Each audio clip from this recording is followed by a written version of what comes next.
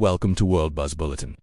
The Biden administration's long-standing stalemate with Caracas has been shattered by a series of aggressive maneuvers from the White House.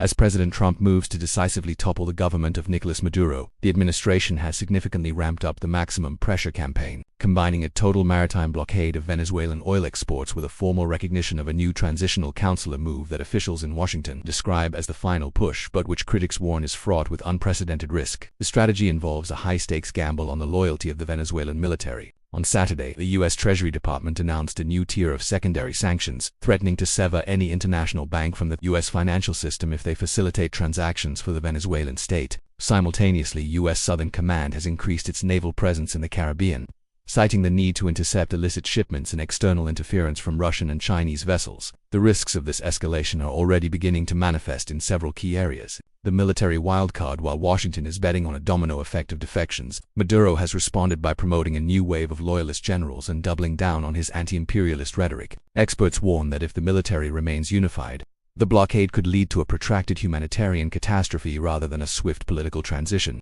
Regional blowback. Neighbors like Colombia and Brazil have expressed private alarm that a sudden collapse or a direct military confrontation could trigger a fresh migrant surge, potentially eclipsing the 7.7 million people who have already fled the country since 2014. Energy market volatility. Global oil prices spiked by 4% on Monday following the announcement of the blockade, as traders weighed the loss of Venezuela's remaining heavy crude production against an already tight global market. The what happens next remains the most opaque element of the administration's plan. While the White House has publicly invited Maduro to accept a safe passage to a third country, the Venezuelan leader appeared on state television over the weekend flanked by his high command to vow that he will never leave the Miraflores palace.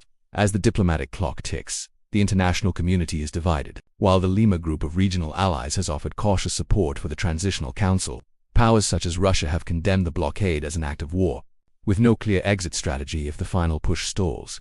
The Americas are entering a period of profound uncertainty that could redefine the region's geopolitics for the next decade. Thank you for watching World Buzz Bulletin.